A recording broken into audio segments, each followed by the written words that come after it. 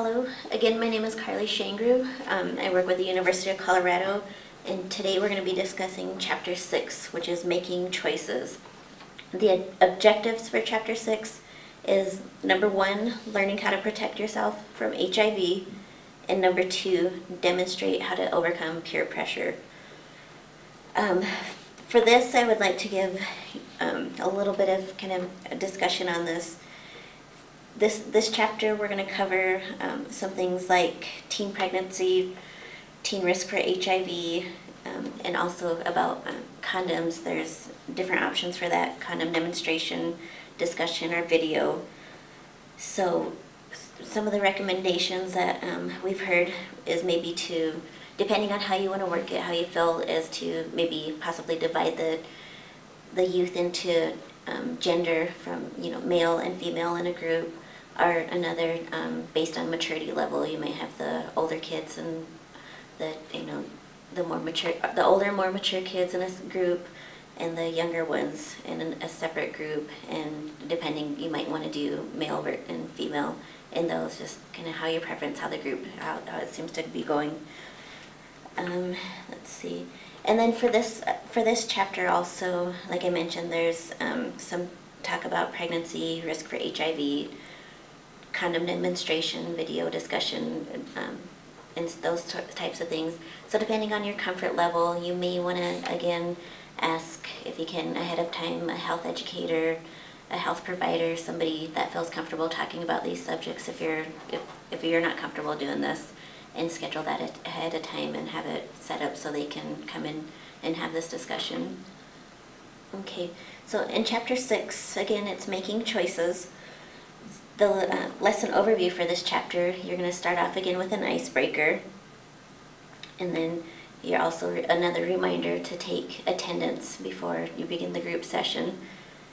And then also we're going to do a review. You want to just discuss the kind of an overview of the online material from this chapter, and if there's any other things from questions from the previous chapters, just to give a brief kind of review over things. You're going to have 4 activities for Chapter 6. Activity number 1, we're going to do the question box. Activity number 2, teen pregnancy. It's going to be a discussion and a role play. Activity number 3 is teen risk for HIV. That's another discussion. Activity number 4 is the condom, the demonstration, the discussion, or the video. You can do a combination of either of those. Each activity for this can range from anywhere from 15 minutes to, it's going to, just depend on how the group goes and the conversations and the questions that you have. It could take more or less depending. It looks like this can range anywhere from 35 to 45 minutes, some longer, some shorter, just depending on the group. Okay, again, we want to remind you about, before you begin the group session, the group activities, is to bring up the question box, check the question box, see if there's anything in there, go over the discussions or the questions, and like I mentioned before too, you want to, make sure you're prepared ahead of time, and you might want to, just look over the questions and discuss them as a group. If you don't know some of the answers, you can either look them up. It's okay if you don't know the answers, there's different resources you can do, and just kind of look through the material ahead of time, or look through it as a group, however you prefer, or look it up together and be able to answer some of those questions. Some of them you might know offhand. It's always important to prepare, read through the materials beforehand, and that might help you with a lot of the questions that you might have to answer. But just remember to put it in a location and remind them every day that, the question box is there in case they feel uncomfortable asking them in front of a group, and that way, and just remember to review it daily or before every group session. Okay, so for the next activity number 2 is teen pregnancy. It's going to be a discussion and a role play. And so what we're going to do is you're going to need a chalkboard, or a whiteboard, something to draw on, and you want to have the group of youth for this chapter, just have them list different activities like they do, different hobbies, if they like to go to sports games, if they're involved in sports, if they're you know, just anything that they like to do, reading, going out, hanging out with friends, just, you know, just some examples, go around the room and ask everybody just to list an activity things that they like to do in their free time or for fun, and we'll list them on the board.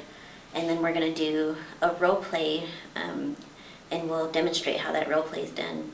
So, all right, so we're going to start off going around the room, asking you what types of activities that you like to enjoy. So name some things you guys like to do for fun. What's your main? Bowling. You like to do bowling.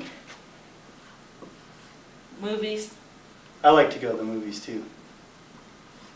Roller skating. I like to skateboard. Whoops.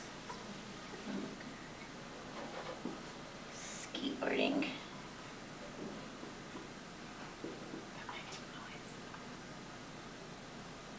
Any others? Are those the main things? I said roller skating. Roller skating. All right. That's a pretty good list. And reading comic books. I like to hang out with my friends.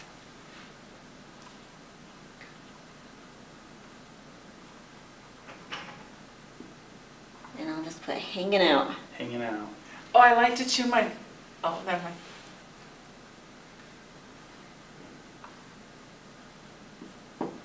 Okay, so for this, what we're going to have you do, so pretend you two are a couple. You just had a baby. And let's talk about, I'm going to see you guys discuss to each other. You have a new baby, you're a teenage couple, and how are we going to, the types of things you like to do. Say you're going to go out one night and you want to do one of these activities. How is that going to work? And also think about, well, let's just discuss first some of the things that a night out that you'd want to do. On like a date? Mm-hmm. Well, I don't really want to skateboard dating. How about movies? We could go to the movies with, yeah, let's go to the movies. Let's go to movies. Okay, so say you guys are planning to go out to a movie. That sounds like a good, good fun time. And so if you have a newborn baby, would you plan on taking the baby with you to the movies, or do you think a baby would be able to sit through the movies? Would you have somebody to babysit? What are the kinds of things how would that impact your decision on activities you can do for the movie? We probably have to have a babysitter. I agree, Maggie. Max, we wouldn't be able to... What if baby starts crying? And I kind of think it's loud in the theater Oh, yeah. for baby Yeah. Malone. Malone wouldn't like going to the movies. So you think And he that- might cry, too, because it's dark. Yeah, and people pay to go to the theater and they don't really want to listen to Malone cry. Yeah. So you can We could leave him home alone. I don't think that's such a good idea, Maggie. True. Well, he's a newborn. That's especially why it's a bad idea. Okay, we could get a babysitter. That's always so expensive, though. Do you have any family members? Is your grandma available? Well, she's not feeling too good lately, so she probably won't be a good babysitter. I had an argument with my parents, so I haven't talked to them for about a week, and Grandma isn't available because she lives in Minnesota. Yeah, my sister's always playing baseball, so she's never around. I can't depend on her, and I don't want Malone hanging out with her anyway, because she smokes. Yeah, I agree. We don't want Malone around. Baby Malone doesn't need to have secondhand smoke. So this is a good conversation. So it gets you guys thinking about, if you were to go to a movie, right now you can't think of a babysitter. These are, some kinds of things that you need to think about, if you're deciding to become a parent, a young parent. And so would you be, do you think right now you'd be able to go to a movie? Would that change your plans on going to a movie if you? Probably not. You still would go to a movie? We probably wouldn't be able to go to a movie. Kind of makes me think that there's a lot of things we couldn't do just because it's such a big responsibility to have a baby. And so did you guys think about any of this if you ever thought about a baby and having a baby? And does this make you think about the type of impact now that it might have on your life and your activities? Seems like they're both long and short. Short-term consequences. Exactly. Hmm. Babies are so cute and fun, but it would really change our lives. It sounds like it. It sounds like a lot of these. What about any of these other activities? Do you think you can do any of these without being able to bring a baby along, or if you had, able to find a babysitter, which sounds like you guys might have some things to work out. Bowling maybe, but it is smoky there too. Yeah, I wouldn't want to take Malone bowling, because if he starts crying and needs to be fed, then I miss my turn. That's true. Skateboarding, there's a lot of smokers there too, and I don't really want to be hanging out there while you're skateboarding, Max. Yeah. And you're having a good time, but I might not be. Well, I don't want to watch you roller skate and have to take care of the baby because I don't roller skate. I don't know. In comic books, I think Malone would just tear them up, and I try to collect them so that they're worth something. And he'll just tear them up because he can only use board books right now. Some of my friends that I hang out with, they might like to have Malone along, but most of them would probably not want to because we would want to go places and do different things, and Malone would just be kind of in the way. What are some of the places that you go to hanging out, like the mall, or do you go to any parks or things like that? Yeah, we would probably go hang out at the school if there's a game, each other's houses. We don't really. The games would be okay if it wasn't too cold. We don't have a mall where we live. Okay. Yeah, we have to go to Rapid or somewhere close for a mall. Not close, far away, I guess. Because then it takes time to get there too. Yeah, so we don't have a car. So that makes it very hard. Well, this is a great discussion. It sounds like, that really you guys are understanding and seeing what type of responsibility and the time commitment and so. No baby. So yeah, thank you for, participating, thinking this through, you're volunteering. Yes, what a great discussion. And way to lead the discussion. Thank you. Thank you. Yeah. Good job. Okay, so the next activity we're going to be talking about is activity number 3, which is teen risk for HIV. This is a discussion, so you're going to want to prepare ahead of time. All the materials, again, are in the lesson plan. So what you're going to want to do for this activity is it's talking to kids about, their risk for HIV. And so some of the things you want to talk about is, there are a lot of people out there that do have HIV, and a lot of times, there can be, they don't have any signs or symptoms that can go on for years. So unless people get tested, they won't really know for sure if they are having, there's different ways that's covered in the materials on how you can acquire HIV. And also, they talk about hepatitis B and C, and there are ways to protect yourselves. But what we want to talk about is HIV, and so some of the, in the lesson plan, you'll see that you want to ask if the group, if they know, if there are ways for somebody to know if they are infected with HIV. And some of the things that, to get the discussion going, you might, help them with the answers if they come stuck or don't remember or just kind of a little bit shy to start the conversation. And so maybe you might want to ask them if they can wait until they have symptoms. But like I mentioned, it can take many years for HIV to show up before you have signs or symptoms. So if they're not tested and they do have HIV and they don't have any signs or symptoms, that's one of the ways it can be spread to other people. And the longer you wait for treatment, the longer, for testing, the more at risk you're putting other people.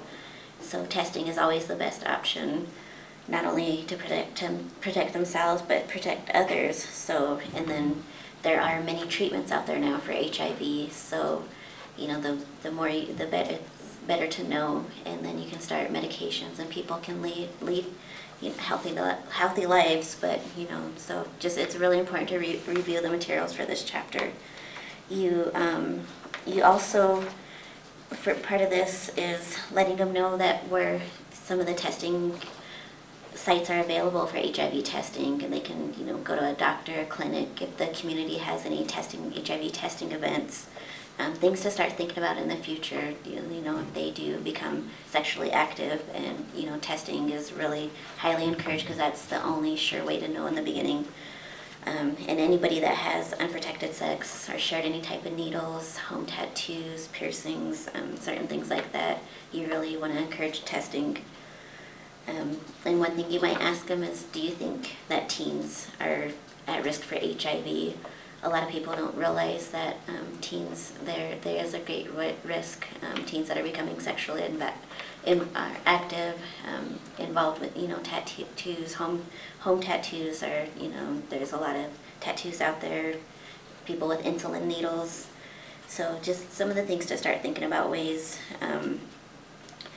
And then for this activity, one thing that you might do is, if you ask them if teens are at risk for HIV, have them answer as a group, the ones that think, have them, the group, if one side of the room, divide them into groups, say people, if some youth say teens are at risk for HIV, if they think the answer is yes, have them go to one side of the room. If some say that they're not at risk teens aren't at risk for getting HIV, have them go to another, and just kind of see where people are thinking. And then, you can explain that both answers are, there's no right or wrong answer. They can both be correct. There's ways you can prevent HIV to protect yourselves. And so you might want to, again, touch on that. So one reason that teens in this age group might not know if they're at risk is, they don't understand the risks of having sex, or the ways that they can protect themselves against having sex.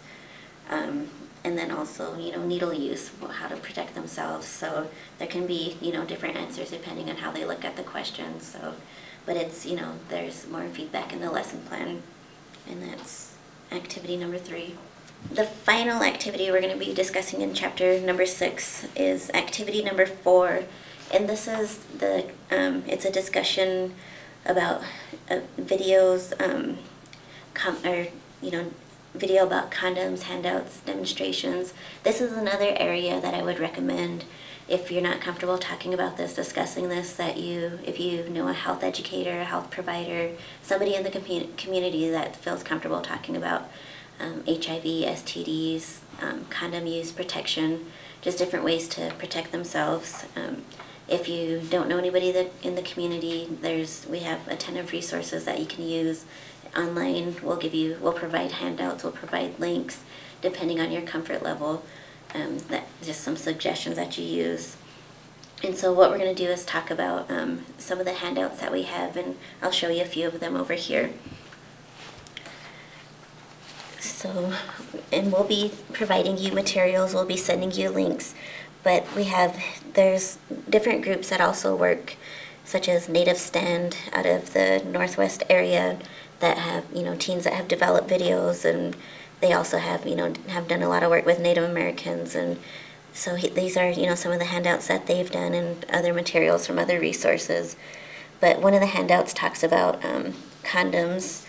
So we do some of the things that you might want to learn about condoms, like the advantages of using condoms, the 3 main types of condoms on the markets, the basic steps in using a condom correctly, where would you find a condom, with the availability, can you find them in stores, can you go into the doctor's office, can you go into the nurse's office, just have them start thinking about where they're able to access them and have them on hand. There's also a handout that's condom do's and don'ts. There's things that you want to learn about, such as expiration dates, where to store them, things like that, just how, how to use them correctly, because condoms aren't always 100% effective, but if used correctly, the chances are it's a pretty high percentage, but there's certain things you want to look at, and these are all materials that, if you're going to be presenting, that I suggest you review, or a health educator, health provider. There's also, we have some links provided where you can watch videos that a teen group, Native Stand, has done. And we also, but these are just some of the handouts. Some of them, it shows how to use a male condom correctly, because there's, tips on, like I mentioned, expiration dates, how to open the package correctly, because you don't want to tear a condom, how to put it on. And so we have a few different handouts on this. This shows, like the package, how to open it, step by step on how to use it, and just different demonstrations. And a lot of it's going to depend on the age group, how you're going to divide them into groups, what you feel comfortable demonstrating. And like I said, there's a number of resources. You can combine them. You could do handouts. You could do videos. You can have a health educator, health provider, somebody that's comfortable working in this area that can do a demonstration for the class. So, and all of this will be contained in the lesson plans as well. So it's for these chapters, I highly recommend you review first and think about other resources.